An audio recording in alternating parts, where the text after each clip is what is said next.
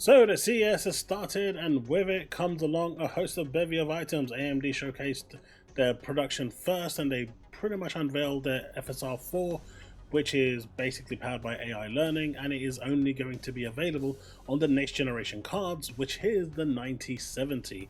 So any high-end card before it, even ones that are technically more powerful, will not actually get it. The 7900 XTX is, based on the readings that AMD showed, definitely is more powerful, but at the same time it just won't support it because it requires the hardware.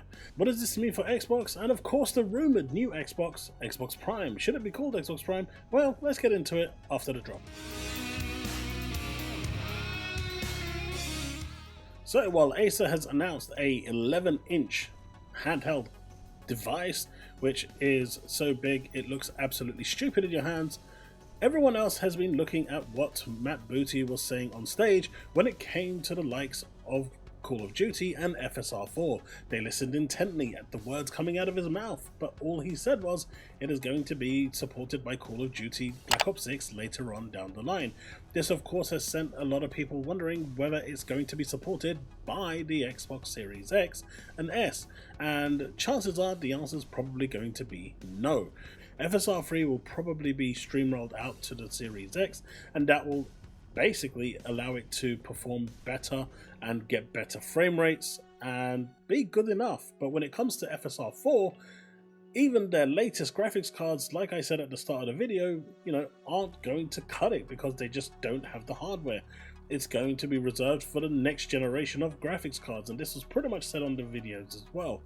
But the notion is, until they actually officially say it's not supported, people are still going to hold out for hope. My advice, don't. It's probably going to be a part of the next generation Xbox, which we are going to jump onto now, which is called Prime. Now, like it or hate it, regardless of how you feel about it, the Xbox Prime has actually got a decent ring to it. I can understand why people are liking it. Personally, I would prefer just an Xbox 5 or an Xbox 6. People are saying go to the Xbox 6, and you can kind of see how they can get there. If the Series S is a 4, the X is a 5, and I mean, that's stretching it, I get it, but making it in sync with the PlayStation Sync is probably going to be the smartest thing to do, so they don't lose out like previously. Because the reason why they didn't go from Xbox to Xbox 2 is simply because PS3 was already out and it looked inferior. So to stop that from happening, they can go straight to Xbox 6 and be happy with it. Now the whole notion about Prime comes around after a rumor from a leaked Call of Duty insider. Well, so they say. Now the information that they've provided kind of coincides with what we've been talking about since the beginning of the year. There's really nothing different here that they've actually said. There's nothing informative here that we didn't really know outside of a name, Xbox Prime. Now, we expected the new Xbox to be released next year. We expect the Xbox to be released around the November time. Those are the periods when they actually release the console. Call of Duty releases October, November, so it kind of coincides with that release date. Now the one that's going to be interesting is GTA 6. Now of course, GTA 6 is supposed to come out this year in 2025. I just don't see that happening. I see it being delayed to next fall. And then if it does get delayed to next fall, it will be released on the new Xbox. Now, when we come back to the actual name Xbox Prime, there is another way of looking at it, and this kind of goes, adds more into the whole referencing of the console where different manufacturers will be building it.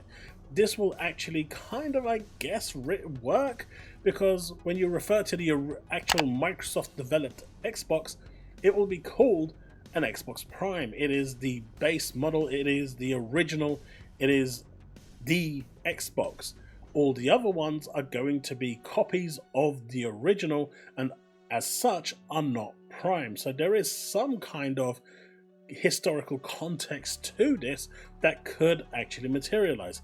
However, it is too soon to know anything else, and we're not going to hear anything else from CES regarding this, but it is still interesting nonetheless. Now we have seen a new controller be unveiled, and this one is basically a PS5 controller for the Xbox platform. For those of you that are multi-gamers like me and may prefer the PlayStation controller, there is now a controller out there on Xbox that will actually be essentially a PS5 controller that will work on your Xbox. Obviously, it's not going to have all the haptics and feedback and stuff like that, but it's going to have the rumble and the generic stuff that you're used to this day. So if that's your thing, it looks like you're going to be catered for. Now finally, Microsoft refreshed their rewards with Xbox program and has added new quests, PC Game Pass integration and more. This will enable you to get more points. We have seen in recent times where the actual overall reward scheme has been having problems for the last few days. People haven't been able to get their points properly. This could have all been part of this whole revamp that they were pushing to get ready, so it kind of coincides with everything.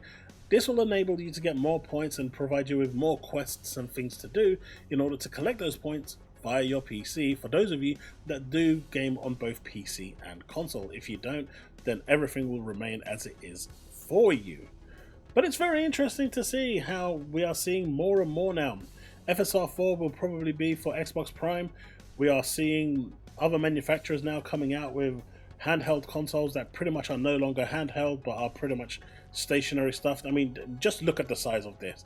I mean, this dude's got big hands and it looks absolutely ridiculous. It's good to know that they've actually got an 8-inch version, which is probably going to be somewhat better, and despite the fact that it's powerful, it's over $1,000. At that point you start to question the feasibility of a handheld PC, but it is what it is.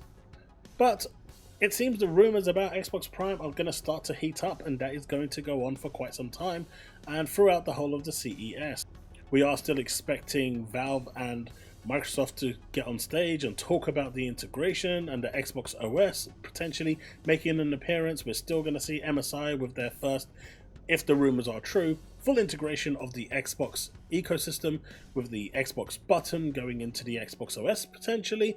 That will be a really big move and a kind of a defining factor of where things are going for Microsoft, along with the game bar that's now going to be on there. This is all, of course, rumours and nothing has been confirmed, but we're only a day or two away from actually finding out if these are going to materialize.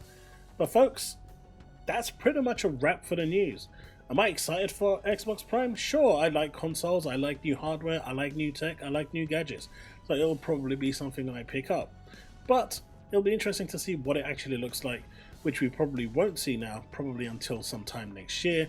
I guess at either their own presentation during the summer or somewhere else, probably nearer the time. But the whole thing that's been leaked and saying that it's coming in November, I mean, everyone expected it to come in November pretty much since last year. And the fact that people are saying, oh, well, it's going to launch with COD, well, kind of, yeah. Now, the big one that I'm predicting that probably will materialize is that GTA 6 will in fact be delayed. And with it being delayed, it will launch alongside Xbox Prime, if that's what it's called. I mean, it has a nice ring to it, right? Chaos Prime, Xbox Prime. I'm kind of liking where, you know, the more I say it, the more it just has a nice little ring to it, I have to admit. But what will this actually mean for everyone? What does this mean? What does this signify?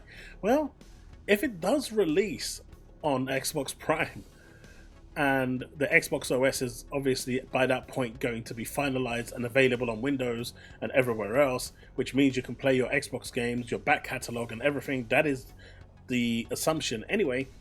On PC, well, all this time where console gamers, especially the PlayStation fans, that have been laughing at PC gamers, saying that they won't be getting GTA 6 day one, it looks like they may actually get it.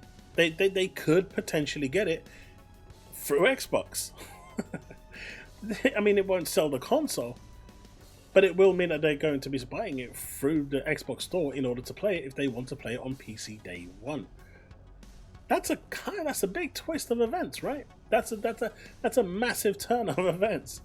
But folks, I'm going to be streaming today, later on in the evening, so we'll be discussing a lot of this stuff. So if you want to hang out and check that out, it's going to be my first stream here on YouTube in 2025.